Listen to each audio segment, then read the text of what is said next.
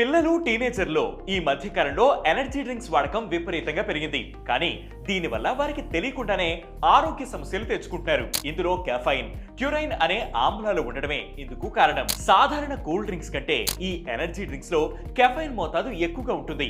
రోజులో కెఫైన్ ఎంత మొత్తం తీసుకుంటే సేఫ్? ట్యూరైన్ తో వచ్చే సమస్య ఏంటి? ఈ వీడియోలో చూద్దాం. ఎనర్జీ డ్రింక్స్ లో కూల్ డ్రింక్స్, కాఫీ కంటే కూడా ఎక్కువ మోతాదులో కెఫైన్ కంటెంట్ ఉంటుంది. మన ఇండియాలో 250 ml కూల్ డ్రింక్స్ లో సగటున 27 మిల్లీగ్రాముల కెఫైన్, కాఫీలో 40 మిల్లీగ్రాముల కెఫైన్ ఉంటే ఎనర్జీ డ్రింక్స్ లో సగటున 80 మిల్లీగ్రాముల కెఫైన్ ఉంటుంది. ఇక కొన్ని ఎనర్జీ డ్రింక్స్ లో అయితే ఆ కెఫైన్ కంటెంట్ 100% దాటుంటుంది.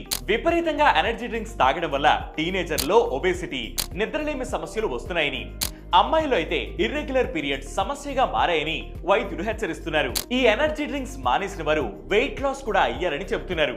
అసలు కెఫైన్ కి లిమిట్ ఎంత? పిల్లలైతే రోజులో 400 మిల్లీగ్రాముల కెఫైన్ వరకు తీసుకోవచ్చు. 12 నుంచి 18 ఏళ్ల మధ్య వారికి caffeine limit per day 100 milligrams. ఇక 12 ఏళ్ల లోపు పిల్లలైతే కెఫైన్ కు దూరంగా ఉంటేనే మంచిదని వైద్యులు హెచ్చరిస్తున్నారు. హార్ట్ రేట్, బీపీ, నిద్రను రెగ్యులేట్ చేసే అడ్రోసైన్ అనే మాలిక్యూల్ ను కెఫైన్ బ్లాక్ చేస్తుంది. మరోవైపు షుగర్స్ కూడా గ్లూకోజ్ లెవెల్స్ సూపర్ ఫాస్ట్ గా పెంచి తాత్కాలికంగా ఎనర్జీ ఇస్తాయి. ఈ రెండు ఎనర్జీ డ్రింక్స్ లో ఉంటాయి. అందుకే ఎనర్జీ డ్రింక్స్ అధికంగా తీసుకుంటే ఆరోగ్య సమస్యలు వస్తాయని వైద్యులు హెచ్చరిస్తున్నారు. ఇక ఈ ఎనర్జీ డ్రింక్స్ లో బ్లడ్ క్యాన్సర్ రిస్క్ ను పెంచే ట్యూరైన్ అనే ఆమ్లం కూడా ఉంటుందని చెబుతున్నారు.